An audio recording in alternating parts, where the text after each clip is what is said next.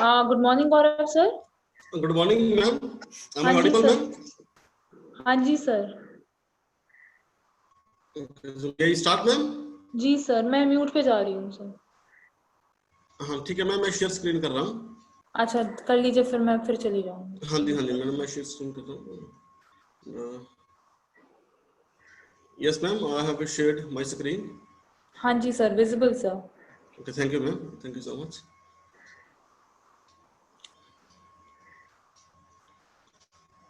Okay, very good morning to all the listeners who are listening to this video. You are welcome again in another session of Principles of Teaching. In this session, we will discuss about the analysis of syllabus and course construction. So I am Gaurav Bansal, training officer at National Skill Training Institute for Women, Rajpura. So as we know that whenever any instructor start his or her teaching as a career, before starting any class, so it is very much important to analyze the syllabus very carefully. If the instructor analyzes the syllabus carefully, his or her teaching can be very much effective. So today's topic, we will discuss the various components, various factors that are important for the syllabus analyzing. Similarly, we also discuss about the some factors and advantages of the course construction, like why it is important, or what are the various factors that are required for the course constructions, and many more. So this is the content outline or brief objectives of today's PPT. Okay. So here we see that firstly we will discuss about the syllabus versus curriculum.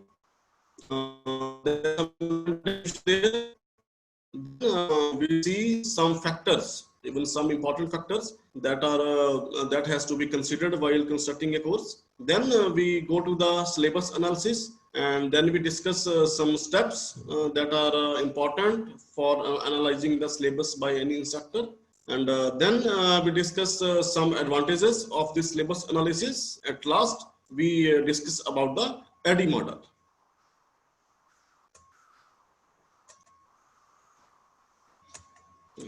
So now, what is syllabus? Okay. So if we go for a simple definition of the syllabus, we know it is a brief, in brief it is a learning material in any course of study or teaching. So as we know that there is always an unlimited area of work around every trade or field of study. So syllabus is just a list of topics or content that has to be covered under that particular subject and in a particular duration of time. तो जैसा कि हम जानते हैं कि अगर हम किसी भी फील्ड की बात करें, से इलेक्ट्रॉनिक्स की बात करें, या अगर हम इलेक्ट्रिकल की बात करें, फैशन डिजाइन की बात करें, कॉस्मेटोलॉजी की, मैकेनिकल, किसी भी फील्ड की अगर हम बात करें, तो हम जानते हैं कि एरिया इज वेरी अनलिमिटेड. तो हम ये नहीं कह सकते कि हम किसी ट्रेनी को 1 वीक में या 1 ईयर में उसको पूरी हम इलेक्ट्रॉनिक सिखा देंगे. It is not possible.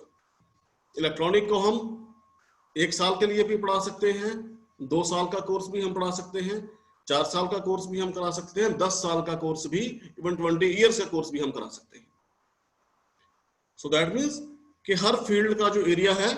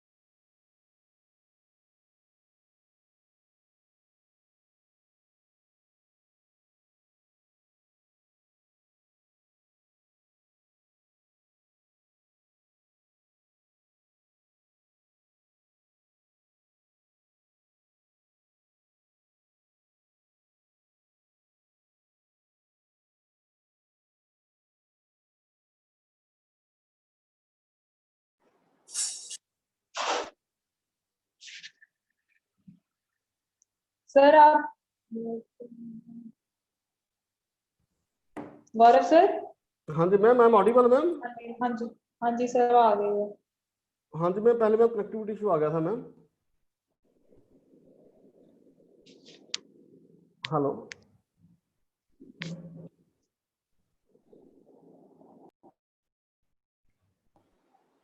Sir screen share करके देख लीजिए। यस मैम, मैं स्क्रीन शेयर कर रहा हूँ ma'am.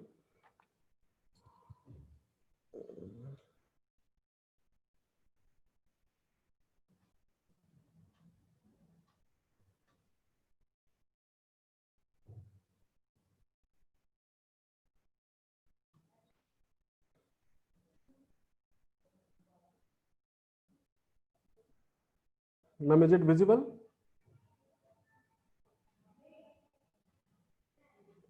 Hello.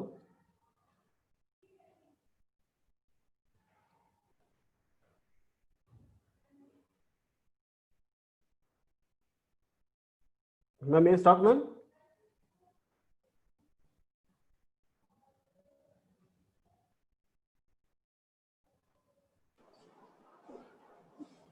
Sir yes sir आ रहा है रिस्पॉन्स सबसे ना। Okay ma'am, my voice is audible? हाँ जी sir. Thank you ma'am, start. Thank you ma'am.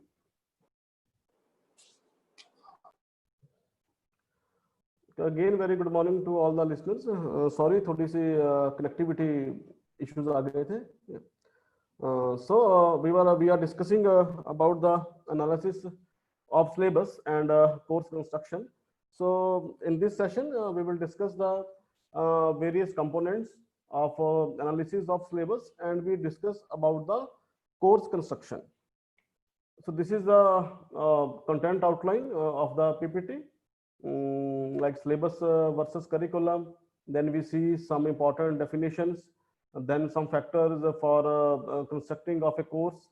Then we see about some syllabus analysis, then some steps for syllabus analysis, and then advantage at last, ADDIE model. So now what is a syllabus? So basically syllabus is a learning material in a course of study or teaching. So जैसा कि हम जानते हैं कि in every field of study there is very unlimited area of scope. तो किसी भी field को डिफाइन करना 1 साल में, 2 साल में या 4 साल में तो पॉसिबल नहीं है। तो अगर मैं इलेक्ट्रॉनिक्स की बात करूं या इलेक्ट्रिकल की बात करूं तो उसका जो स्कोप है बहुत अनलिमिटेड है। तो हम ये नहीं कह सकते कि हम इलेक्ट्रॉनिक्स को या इलेक्ट्रिकल को 1 साल में, 2 साल में कंप्लीट जो है टीच कर देंगे।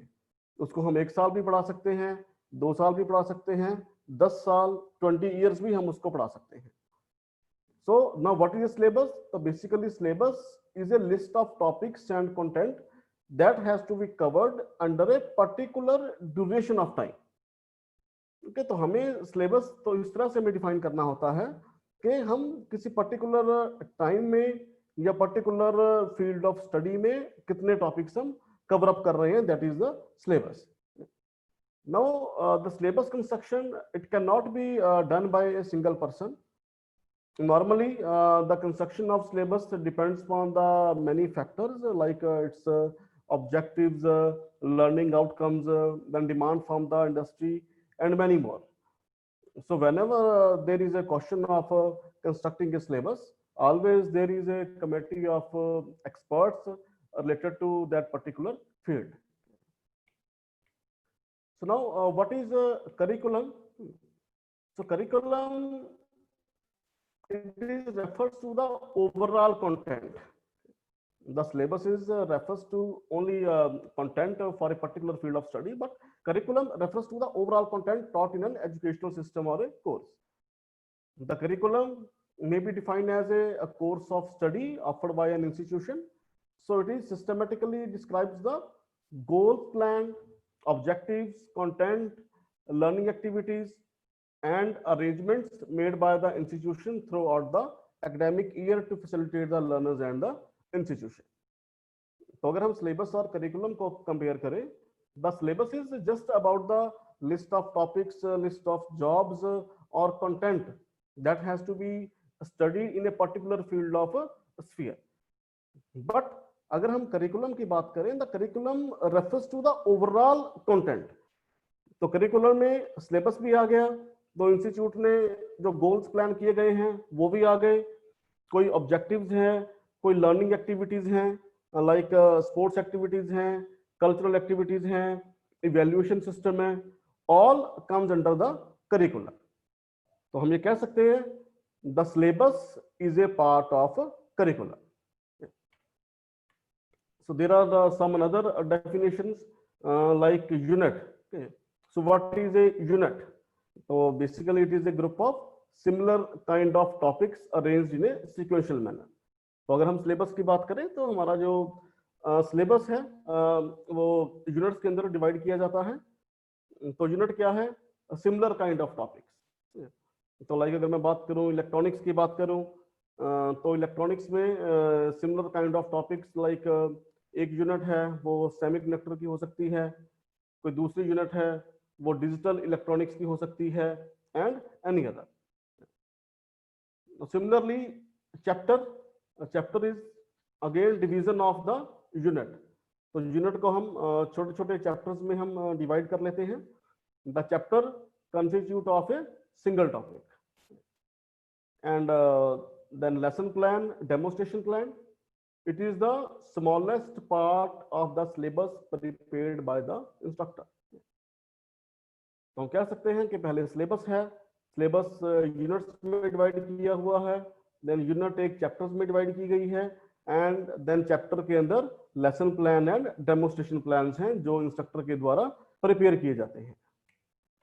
सो वी से the from Venn diagram the curriculum is the broader area, inside the curriculum syllabus, and under the syllabus there are various units, and under the units there are chapters, and then under the chapters lesson plan or demonstration plan. Now there are some factors while constructing a course। तो जब भी एक course design किया जाता है, the course may be a short term course, it may be a long term course, depending upon course to course. Like हमारे जो CTS के कोर्स हैं these are the long term courses, 1 year courses हैं, 2 year courses हैं। Similarly short term courses हो सकते हैं like PMKKY के कोर्सेज हैं, 3 मंथ कोर्स हैं, 1 मंथ कोर्सेज हैं। Even in our NSTIs we are also conducting the short term courses that are of duration of 1 week or 2 weeks only। सो हमें जब भी हम कोर्स कंस्ट्रक्ट कर रहे हैं तो कुछ फैक्टर्स हैं जो हमें ध्यान में रखने चाहिए। Like first is the objectives of the entire course. तो this is one of the most important thing कि जो भी हम कोर्स कंस्ट्रक्ट कर रहे हैं, जिस कोर्स के लिए हम सिलेबस तैयार कर रहे हैं, उसके ऑब्जेक्टिव्स क्या हैं, बिकॉज हमारा जो कोर्स है वो उन ऑब्जेक्टिव्स के अराउंड ही जो है उनके अराउंड ही कंसंट्रेट करेगा। So firstly we have to look on the objectives. तो जो ऑब्जेक्टिव्स हैं it may be decided according to the demand of the industry and particular demand in that particular area. उस एरिया में अगर किसी खास चीज की डिमांड है, so then the next factor is duration of the course. It is again very much important factor. So as I told earlier, it is not possible to complete any field in 1 month, 2 month, 1 year or 2 years. So उस course की duration क्या है, तो ये हमें देखनी है, accordingly ही उसका सिलेबस है वो तैयार किया जाएगा। Then another important factor is must know knowledge. Now some people may ask what is must know knowledge. तो मस्ट नो नॉलेज वो नॉलेज है जो ऑब्जेक्टिव्स को मीट आउट करने के लिए कंपल्सरी है। अगर हम मस्ट नो नॉलेज नहीं प्रोवाइड करेंगे तो हमारे कोर्स के ऑब्जेक्टिव्स मीट आउट नहीं हो सकते।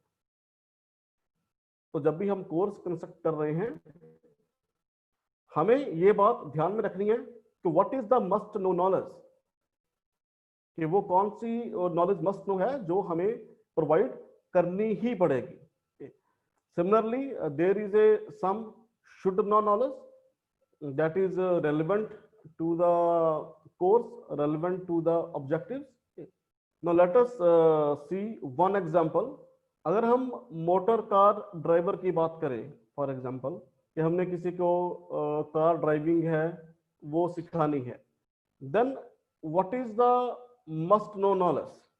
Okay, the must know knowledge is the all driving techniques.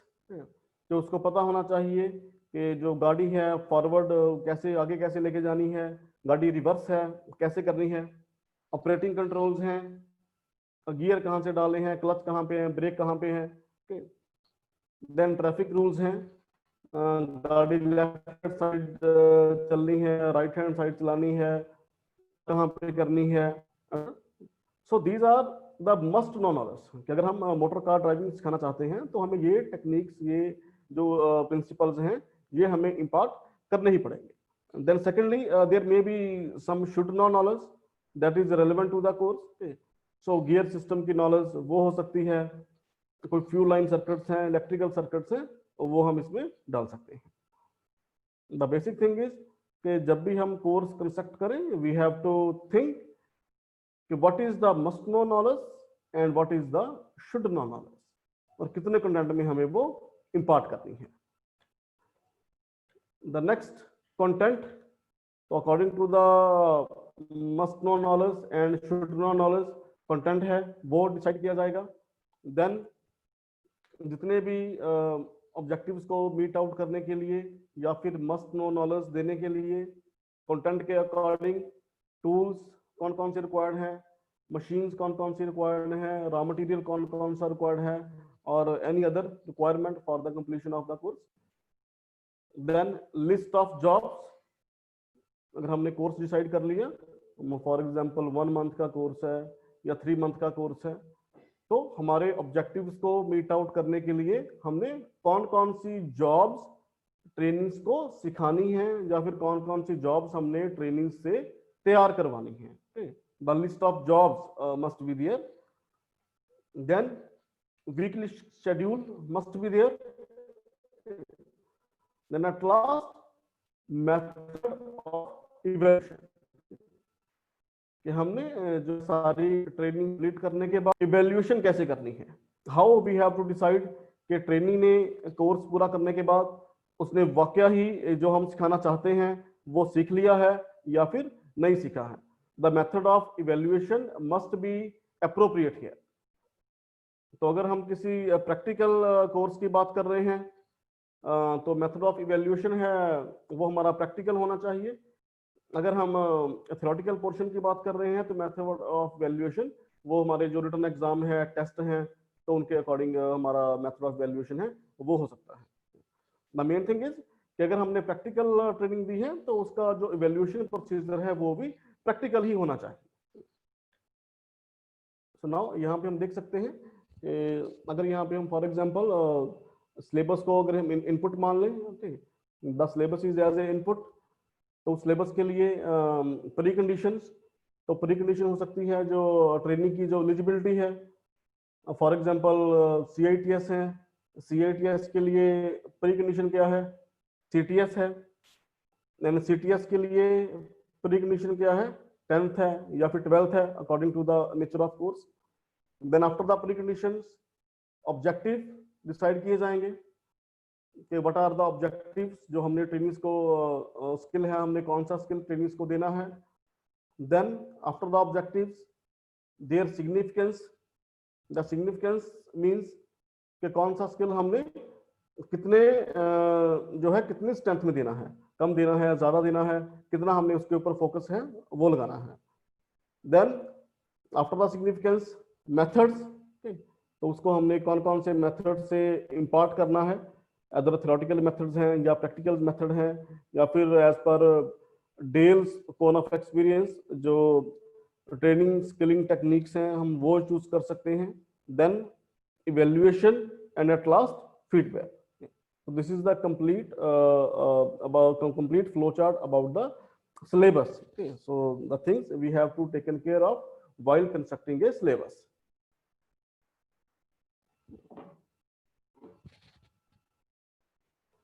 Now syllabus analysis. Okay. So what is syllabus analysis? So whenever any instructor start his or her training, it is very much important for him or her to analyze the syllabus carefully. तो अपनी teaching करने से पहले, training करने से पहले, training start करने से पहले एक इंस्ट्रक्टर के लिए ये जरूरी है कि वो सिलेबस को प्रॉपर एनालाइज करे, सिलेबस को ध्यान से देखे, उसको स्टडी करे केयरफुली, एंड केयरफुली स्टडी करने के बाद ही अपनी टीचिंग या ट्रेनिंग स्टार्ट करे. नाउ द थिंग इज कि why this syllabus analysis is important.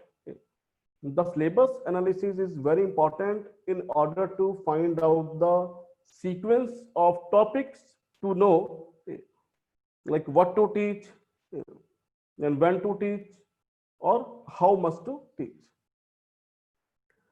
तो जब भी एक इंस्ट्रक्टर अपनी ट्रेनिंग स्टार्ट करेगा तो ट्रेनिंग स्टार्ट करने से पहले ये इंपॉर्टेंट है कि वो सिलेबस को स्टडी करे, और सिलेबस को स्टडी करने के बाद वो डिसाइड करे कि उसने क्या टीच करना है, कब टीच करना है और कितनी क्वांटिटी में टीच करना है.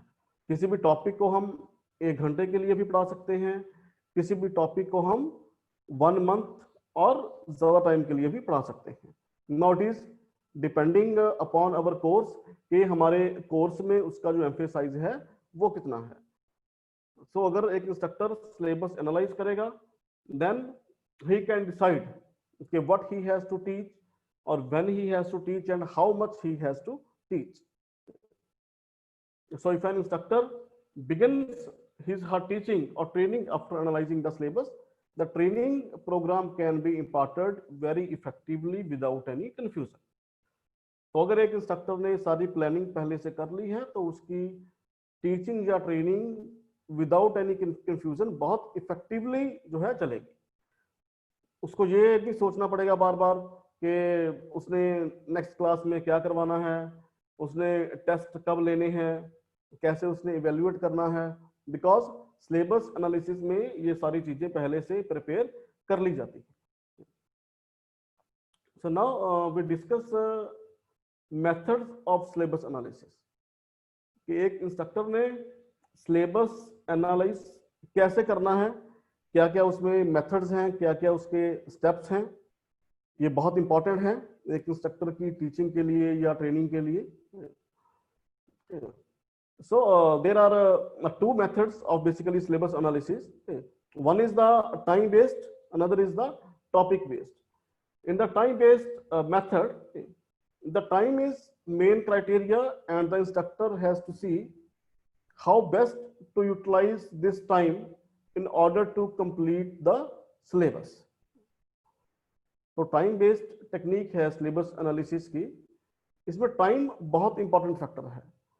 एक लिमिटेड टाइम इंस्ट्रक्टर को दिया जाता है और इंस्ट्रक्टर ने उस टाइम में डिसाइड करना है कि उस टाइम को बेस्ट यूज किस तरीके से किया जाए so that syllabus effectively complete हो जाए. The instructor has to prepare the arrangement of topics or jobs or skills in order to implement them at a specific date and time. तो इस method of analysis में जो instructor है time के according जो है जॉब्स की या स्किल्स की लिस्ट है वो प्रिपेयर करेगा और उनका एक शेड्यूल है वो तैयार करेगा कि कौन सी जॉब, कौन सा स्किल उसने किस डेट या फिर किस टाइम को इंपार्ट करना है. तो वी में से द वीकली शेड्यूल या hourly schedule of the topics has to be done in this method.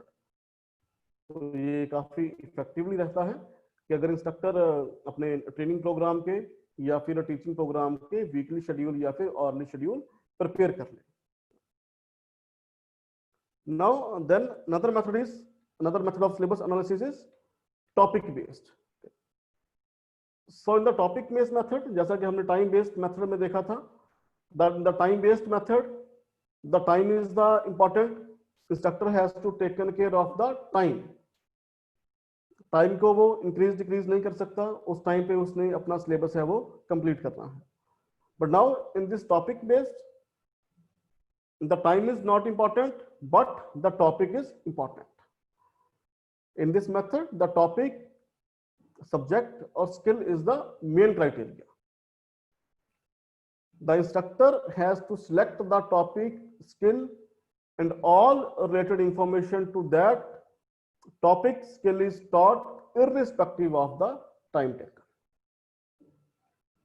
तो जब हम टॉपिक बेस्ड मेथड की बात करते हैं, in this method the instructor has to taken care of the topic. उससे टाइम नहीं देखना कि टाइम उसमें ज्यादा लग रहा है, टाइम कम लग रहा है, टाइम उसमें 1 मंथ लगे, 2 मंथ लगे, 1 ईयर लगे, 2 ईयर लगे. The main thing is topic और स्किल. इंस्ट्रक्टर सिर्फ स्किल के ऊपर फोकस करेगा. जब तक वो स्किल ट्रेनिंग नहीं सीखता तब तक वो दूसरे स्किल पे फॉरवर्ड नहीं करेगा. सो वी मे से the sequence of topics is an important factor in this method. तो सीक्वेंस है वो टॉपिक्स की बहुत ध्यान में रखनी होती है इस मेथड में, सो दैट जो लर्नर है वो टॉपिक्स को सीक्वेंशली सीख सके. So now we talk about the uses of syllabus analysis methods. तो हमने 2 मेथड्स हैं, हमने वो अभी डिस्कस किए हैं. One is the time based, another is the topic based. Now the question is कि टाइम बेस्ड मेथड है वो कहाँ पे यूज किया जाता है और टॉपिक बेस्ड मेथड है वो कहाँ पे यूज किया जाता है. तो नेचुरल है, अगर आपके माइंड में आई थिंक इसका आंसर आ गया होगा. The time based method is used in our vocational education, academic education or any other training institutions. तो जितनी भी हमारी vocational education है, हमारी training education है, तो हर जगह हम time based method है वो यूज करते हैं. Time is the important criteria. हमारा टाइम है वो फिक्स है, 1 ईयर है या 6 मंथ है, 3 मंथ है, 1 मंथ है, depending upon the course to course. तो उस टाइम में हमने जो है वीकली शेड्यूल, आवरली शेड्यूल हैं वो बनाए होते हैं और अकॉर्डिंगली हमें सिलेबस कंप्लीट करवाना होता है. Another is the topic based. Topic based methods हैं वो कहाँ पे इंपॉर्टेंट हैं, कहाँ पे यूज किए जाते हैं. तो जितने भी हमारी कोई रिसर्च इंस्टीट्यूशंस हैं, साइंटिफिक लेबोरेटरीज हैं या फिर मैन्युफैक्चरिंग यूनिट्स हैं, तो वहाँ पे टॉपिक बेस्ड मेथड है वो यूज किया जाता है. It is but natural. अगर हम रिसर्च की बात करें तो रिसर्च में जो है टाइम है वो इंपॉर्टेंट नहीं है. द न्यू जो रिसर्च है, एक्यूरेट रिसर्च है वो इंपॉर्टेंट है. Now there are some steps. The steps हैं that has to be taken while analysing the syllabus. तो हमने कौन कौन से स्टेप्स से किस सीक्वेंस में हमने सिलेबस को एनालाइज करना है.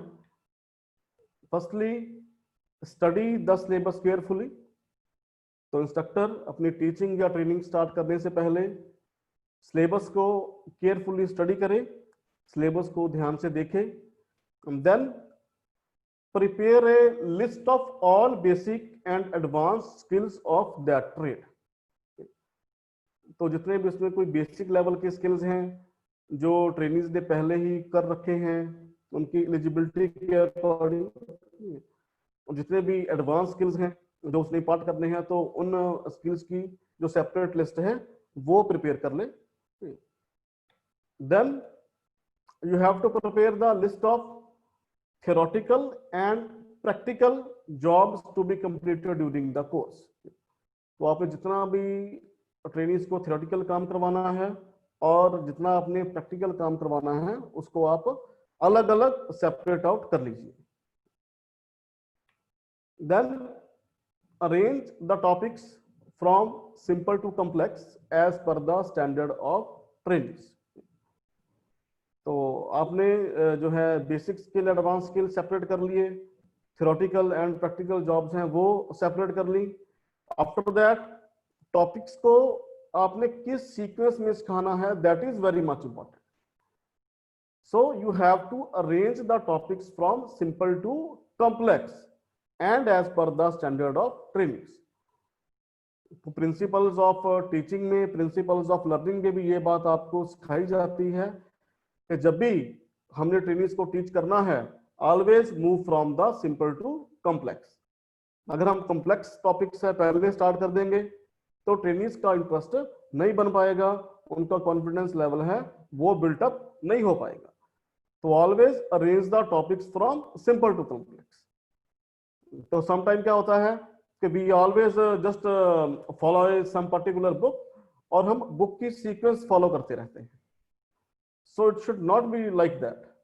हमने बुक की सीक्वेंस फॉलो नहीं करनी। We have to make our own sequence. So we have to taken care the standard of the training, कि उनका स्टैंडर्ड क्या है, उनकी बेसिक एलिजिबिलिटी क्या है, वो 10th के ट्रेनिंग हैं या वो CTS करके आए हैं, and accordingly we have to arrange the sequence of topics from simple to complex. Then calculate the time available for the entire course on an hourly basis. तो उसके बाद आप पूरा टाइम कैलकुलेट करें कि सिलेबस को कंप्लीट करवाने में कितना टाइम आपको मिल रहा है। तो टाइम कैलकुलेट का मीनिंग है लाइक जो वहाँ पे कोई हॉलीडेज हैं आप वो माइनस कर सकते हैं। देन जब ट्रेनिंग के एग्जाम होने हैं वो डेट्स हैं माइनस कर सकते हैं। अपार्ट फ्रॉम दैट कोई उनकी इंडस्ट्रियल विजिट या उनकी कोई ट्रेनिंग शेड्यूल है वो आप माइनस कर सकते हैं। So basically you have to find out the exact time available, कि आपके पास सिलेबस को पूरा करवाने के लिए कितने और या फिर कितना टाइम आपको मिल रहा है। Then distribute the available time for all the topics jobs depending upon their complexity and significance. ये भी बहुत ज्यादा इंपॉर्टेंट पॉइंट है। तो जब आपने टाइम काउंट कर लिया कि आपके पास जितने भी घंटे बन रहे हैं, फॉर एग्जांपल आपके पास 500 आवर्स बन रहे हैं, 400 घंटे बन रहे हैं, जितने घंटे आपके पास आवर्स बन रहे हैं, so you have to distribute your available time to all the topics. अब सभी टॉपिक्स को आपने टाइम अलॉट कर देना है कि कितने कितने घंटे आप एक टॉपिक को देंगे। और जो आप टाइम अलॉट कर रहे हैं सभी टॉपिक्स को, it should be according to their complexity and significance. अगर कोई टॉपिक सिंपल है उसको कम टाइम दे दीजिए। कोई टॉपिक कॉम्प्लेक्स है, आपको लग रहा है कि टॉपिक बहुत डिफिकल्ट है, ट्रेनिंग्स को ये बार बार जो है रिवाइज भी करवाना पड़ेगा, तो उसको आप टाइम है पहले से ही ज्यादा टाइम आप दे दीजिए।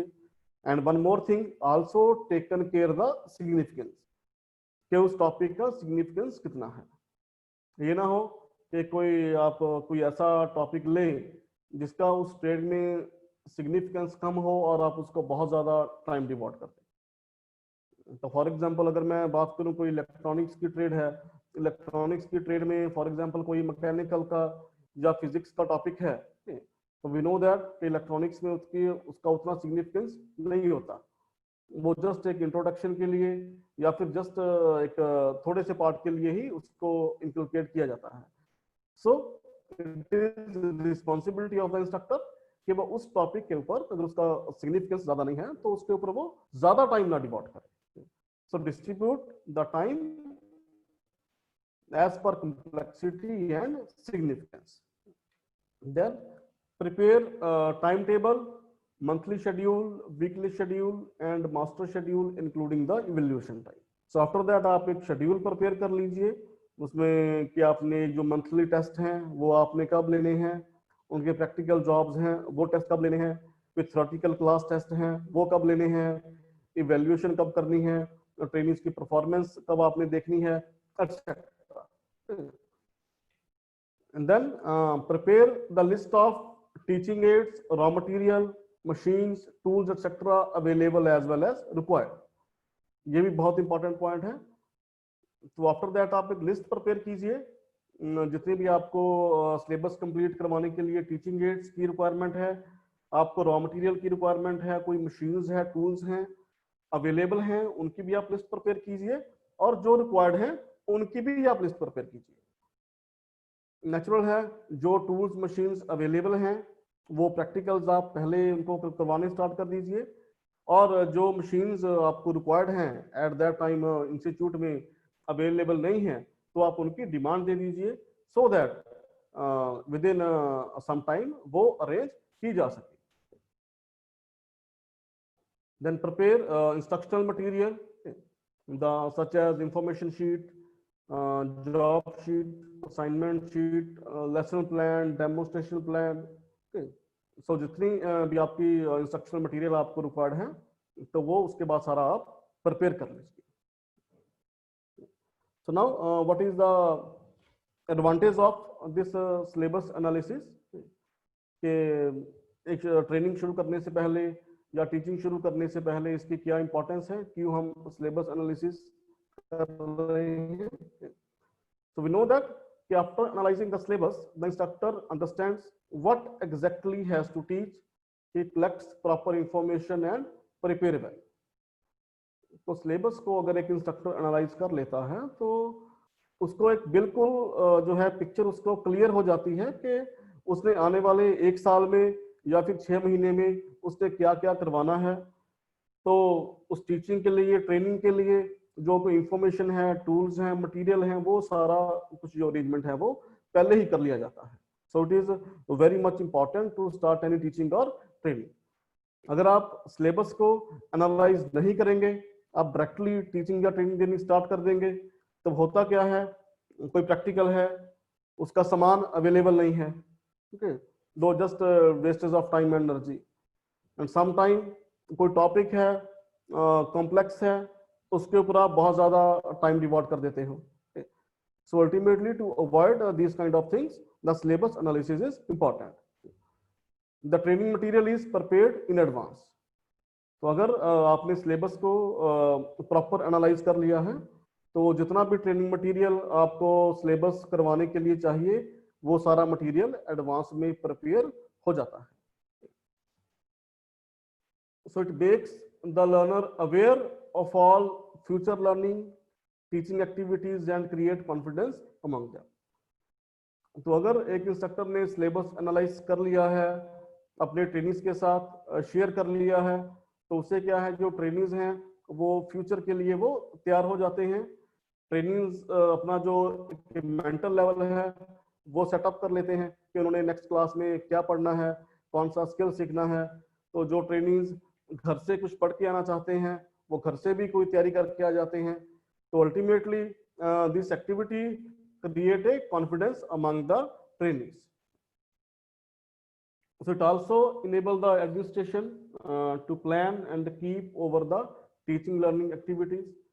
तो सिलेबस एनालिसिस है तो एडमिनिस्ट्रेशन के लिए भी एक आसान हो जाता है कि वो टीचिंग लर्निंग एक्टिविटीज को जो है मॉनिटर कर सके, और उनके लिए जो कोई मटेरियल की रिक्वायरमेंट है, उनके लिए किसी और प्रकार की कोई रिक्वायरमेंट है, इंडस्ट्रियल विजिट की, किसी पर्टिकुलर रूम की, टूल की, मशीन की, तो उसको वो टाइमली अरेंज कर सके. It helps to complete the course within the prescribed limit. तो अगेन इंपॉर्टेंट फैक्टर. तो अगर आपने सिलेबस को पहले एनालाइज कर लिया है, तो पूरी प्लानिंग आपने कर ली है, प्रॉपर आपने वीकली आवरली शेड्यूल डिस्ट्रीब्यूट कर दिया है, तो आपका जो सिलेबस है वो प्रिस्क्राइब्ड लिमिट में कंप्लीट हो जाता है.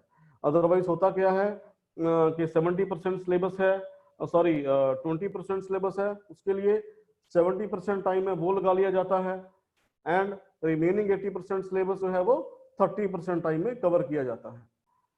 बट अगर आपने सिलेबस पहले से उसको एनालाइज कर रखा है, तो ultimately it helps to complete your syllabus within the prescribed limit and very effectively. It ensures proper psychological and logical sequence of learning. Again, valid advantage. अगर एनालिसिस आपने कर रखा है तो इट एंश्योर द साइकोलॉजिकल. तो psychological means जो एक mental learning है, मेंटल सीक्वेंस है लर्निंग की, कि पहले क्या करवाना है, नेक्स्ट क्या करवाना है, ट्रेनिंग्स के लिए भी और इंस्ट्रक्टर के लिए भी. तो दोनों की जो है एक साइकोलॉजिकल एंड जो लॉजिकल सीक्वेंस सिलेबस को करवाने की है वो इंश्योर होती है. The teaching learning activity proceeds in a definite direction. तो ये बहुत इंपॉर्टेंट एडवांटेज है सिलेबस एनालिसिस का. अगर आप सिलेबस एनालिसिस नहीं करेंगे तो समटाइम क्या है, टीचिंग जो ट्रेनिंग है वो डाइवर्ट हो जाती है. समटाइम्स टूल्स अवेलेबल नहीं होते, समटाइम्स ट्रेनिंग्स की अटेंडेंस प्रॉपर नहीं है, समटाइम्स इंस्ट्रक्टर की हॉलीडेज हो गई, समटाइम्स कोई रैंडमली इंडस्ट्रियल विजिट्स वगैरह आ जाते हैं, तो ट्रेनिंग कहीं ना कहीं डाइवर्ट हो जाती है। बट अगर आपने सिलेबस एनालिसिस पहले से कर रखा है तो जो आपकी टीचिंग है, ट्रेनिंग है, it proceeds in a definite and straight direction, so it helps to achieve objectives and ultimate goal of the course in a better way. So this is about the syllabus analysis and course construction. Now the last topic is the ADDIE model. So this ADDIE model, the ADDIE is basically an acronym. It has 5 letters are there, and 5 letters have their meaning. The like A stands for the analysis, D stands for the design, then the next D for the develop, implement, and evaluation. So basically the ADDIE is nothing, it is a instructional design model. So we discuss this model. So what is ADDIE? It is an instructional design model, or it is a framework that many instructional designers and training developers use to develop their courses. So basically it is a project management tool that helps to coordinate the various steps in course and instructional design technology. तो जो ADDIE है basically एक framework है जो कि बहुत सारे instructional designers द्वारा या फिर जो ट्रेनिंग डेवलपर हैं जो ट्रेनिंग प्रोग्राम को डिजाइन करते हैं या फिर ट्रेनिंग कोर्सेज को डेवलप करते हैं उनके द्वारा इसको यूज किया जाता है। The ADDIE is an acronym for the 5 stages of development process. तो कोई भी सिलेबस है, कोई भी ट्रेनिंग प्रोग्राम है, वो इन 5 फेजेस की हेल्प से डेवलप किया जाता है। The 5 phases are analysis phase, the second is design phase, third is development phase, fourth is implementation phase, and last is evaluation phase. Now what is analyze phase? Okay. So this is the first phase of your ADDIE model. Before developing any content or training strategies, you should analyze the current situation in terms of training, knowledge gap etcetera. तो जो analyse phase है इसमें basically जो current situation है उसको analyse किया जाता है कि जो ट्रेनिंग में गैप्स क्या हैं, जो करंट इंडस्ट्री में डिमांड क्या है, सो दैट उसके जो ऑब्जेक्टिव्स हैं वो अकॉर्डिंगली डिसाइड किए जा सकें। और फिर जो ट्रेनिंग प्रोग्राम है वो जो उनके like this 5W and 1H, okay, किसको कौन करवाएगा, व्हाट मींस क्या हमने करवाना है, देन व्हेन कब करवाना है, वेयर कहाँ पे करवाना है, व्हाई क्यों करवाना है, एट लास्ट हाउ इसको कैसे करवाना है। तो सारी सिचुएशन को एनालाइज किया जाता है in the analysis phase. Okay, we may also say the core of training programme should always be that how we can improve the situation and achieve objectives through the training, कि हम current situation को कैसे improve कर सकते हैं और अपने objectives को ट्रेनिंग के द्वारा कैसे प्राप्त कर सकते हैं। So this situation has to analyze in the analysis phase. The next is the design phase. तो हमने सिचुएशन को एनालाइज कर लिया। After that design phase deals with the detail planning of the training programme. यहाँ पे training programme को design किया जाता है, उसकी पूरे तरीके से प्लानिंग की जाती है। This planning includes the learning objectives, assessment instruments, content, subject matter analysis, media selection, and any other thing that is required to complete the training or to meet out the objectives. The design phase may also involve writing a design document or design proposal to aid final development. तो हम brief में ये कह सकते हैं, it is a blueprint of the training program. तो firstly हमने इसको एनालाइज कर लिया सिचुएशन को एनालाइज करने के बाद नेक्स्ट हमने उसको डिजाइन किया, उसको हमने प्लान किया कि ट्रेनिंग हमने किस प्रकार से एग्जीक्यूट करनी है, उसका एक ब्लूप्रिंट जो है डिजाइन फेज में तैयार किया जाता है। Next, development phase. In the development phase, the instructional designer and developers create and assemble course content and other material as described in the design phase. So means to say कि जो design phase में planning की गई है कि कौन कौन से टूल्स चाहिए, कौन कौन से इंस्ट्रूमेंट चाहिए, कौन सा स्टेप पहले करना है, कौन सा स्टेप बाद में करना है, उस सारे स्टेप्स को, उस सारे प्रोसेस को, उस सारे टूल्स को, मशीन्स को डेवलप किया जाता है, अरेंज किया जाता है. The designers are also take the reviews and feedback and modify their content accordingly. तो बार बार फीडबैक भी ली जाती है और उसको अकॉर्डिंगली रिव्यू रिवाइज भी किया जाता है. तो देन इम्प्लीमेंट फेज. तो हमने सारा मटेरियल प्रिपेयर कर लिया, इंस्ट्रूमेंट अरेंज कर लिए, then it is time to implement. So as the courses are developed and tested, it's time to share with the learners. So this includes the preparation of the learners and learning outcomes. तो implement phase में जो training को actually implement किया जाता है और training को actually execute किया जाता है, that's why it is called implementation phase. So then the last evaluation phase. तो जो हम ट्रेनिंग प्रोग्राम तैयार किया गया है, जो ट्रेनिंग प्रोग्राम डेवलप किया गया है, इम्प्लीमेंटेशन के बाद उसकी जो इवैल्यूएशन की जाती है, the evaluation may be of two types. Okay, it may be a formative evaluation or it may be a summative evaluation. तो जो formative evaluation है, it is present in each step. Okay, तो each step means कि जिस तरह से हम step को कर रहे हैं उसको साथ साथ ही हम इवेल्युएट करते रहते हैं. लाइक एनालिसिस में भी फीडबैक इवेल्यूशन की जाएगी, डिजाइन में भी इवेल्यूशन की जाएगी, डेवलपमेंट में भी इवेल्यूशन की जाएगी, and at last summative evaluation means it is conducted at the end of the course.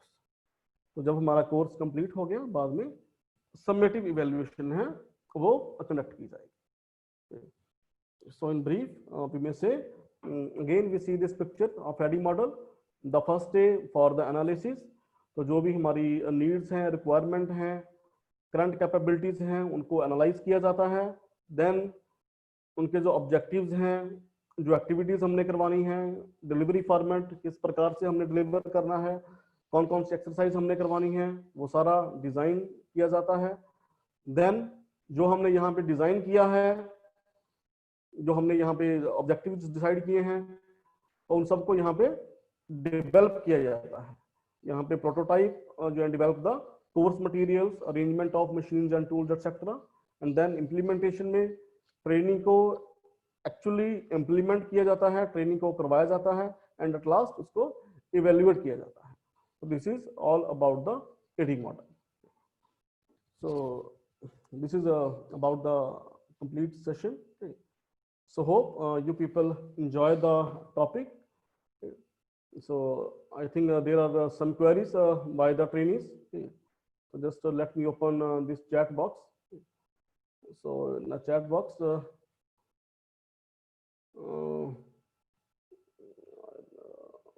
if I look at any query, Sarabaz, you know, I think but some trainees has asked her to send the PPT.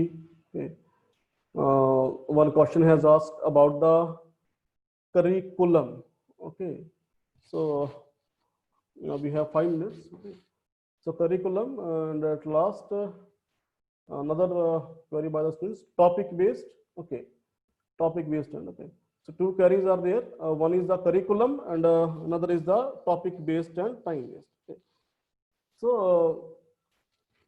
if we go at the starting of this slide, what is हम curriculum की बात करें और syllabus की बात करें, तो जो सिलेबस है, basically the syllabus is the just content of the study material. जो सिलेबस है, सिलेबस को हम ये चीज बोलते हैं कि जो हमने ट्रेनिंग्स को एक पर्टिकुलर ड्यूरेशन में जो स्टडी हमने करवानी है, जो उसका कंटेंट है, उसको सिलेबस बोला जाता है. और जबकि करिकुलम की बात करें तो करिकुलम में सिलेबस भी किसी इंस्टीट्यूट की जो ओवरऑल एक्टिविटीज हैं, लाइक उनकी कोई कल्चरल प्रोग्राम्स हैं, उनकी कोई स्पोर्ट्स एक्टिविटीज हैं, उनके लर्निंग जो ऑब्जेक्टिव्स हैं, इवैल्यूएशन क्राइटेरिया है, तो वो सारा करिकुलम में आ जाता है। तो हम कह सकते हैं कि जो सिलेबस है वो करिकुलम का पार्ट है। So curriculum refers to the overall activities और arrangements of the institute, whereas syllabus refers to the study material or study content of any particular trade or a field of study. So now another question by the students was the topic based and time based. So let me go to that PPT. This is the method of syllabus analysis. Okay, so in the syllabus analysis method, okay, दो methods हैं हमारे पास. One is the time based and another is the topic based. तो time based में जो है time एक main criteria time को माना जाता है और उस टाइम के अकॉर्डिंग सिलेबस को एनालाइज किया जाता है। मीन जैसा अगर हम वोकेशनल ट्रेनिंग की बात करें तो वोकेशनल ट्रेनिंग में हमारे पास टाइम फिक्स है, हमने एक साल में कोर्स पूरा करना है। तो उस एक साल में हमने कोर्स कैसे पूरा करना है, that is the analysis of syllabus. तो जब हमारे पास टाइम फिक्स है and we have to work according to the time, that is called time based method. यहाँ में देख सकते हैं the time is the main criteria and instructor has to see how best to utilise this time in order to complete the syllabus. तो time हमारे पास important है, time increase या डिक्रीज नहीं हो सकता, टाइम के अकॉर्डिंग हमें टॉपिक्स हैं वो मैनेज करने पड़ते हैं, that is the time based method. The next method is topic based.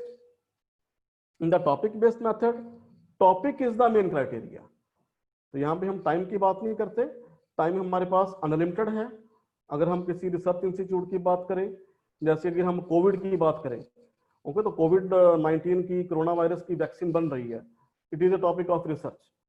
तो यहाँ पे टाइम फिक्स नहीं है, कोई बाउंड नहीं है साइंस कि आपने 15 दिन में वैक्सीन तैयार करनी है, 1 मंथ में वैक्सीन तैयार करनी है। The thing is as soon as possible. So topic based method में topic is the main criteria. जब तक वो टॉपिक या जब तक वो स्किल कंप्लीट नहीं होता, हम नेक्स्ट स्किल की तरफ मूव नहीं करते। पहले हम फर्स्ट स्किल को सिखाएंगे, उसके बाद हम नेक्स्ट स्किल की तरफ मूव करेंगे। तो this is the time based and topic based. So at last, thank you. Hope you people enjoy the topic. Okay, thank you. Jai Hind.